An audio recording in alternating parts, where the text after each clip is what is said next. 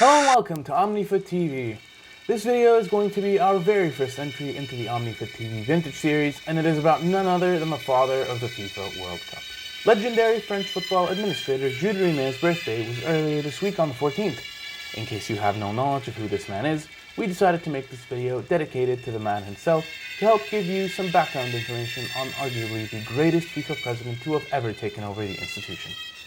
Jules was born on this day in 1873 in eastern France. He graduated from law school in Paris, and his fascination with football, despite not having played at the professional level, peaked during his time there. He was genuinely fascinated by the sports organization and dedicated his life to giving others the opportunities that they deserved. Jules actually founded Red Star FC in Paris with a bunch of friends at the age of 24 in 1897, a club that still exists to this day, and just so you know, he was also present during the foundation of FIFA itself in 1904 in Paris.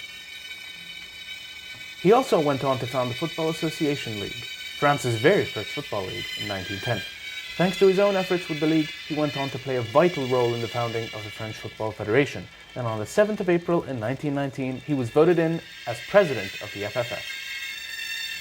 For the sake of context, World War I had already begun 5 years earlier in 1914, and even the Great War, as it went on to be called, didn't stifle his drive to actually formalize football in France as a whole. FIFA had begun adopting a more globalized approach to the game, which coincided with Rimet's dream to start an international tournament.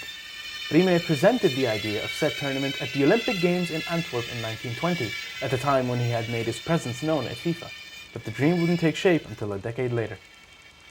In 1921, he became FIFA president. Rimet's capabilities to persuade FIFA's executive committee proved to be too much, and by 1926, he had nominated a special committee to study the possibility of holding a World Championship tournament. FIFA and the Olympic Committee disagreed heavily due to the presence of the Olympic football tournament, because if an international championship were to be created, it would imply that FIFA was sufficiently competent to run its own tournament. At the FIFA Congressional in Amsterdam in 1928, FIFA agreed to a vote of 25-5 that the World Cup should be organized once every 4 years. At the same congressional event, a year later in Barcelona, Spain, the first ever World Cup was set for 1930, with Uruguay chosen as hosts, and the tournament kicked off despite any and all adversity, proving to be the culmination of Rimet's life's work.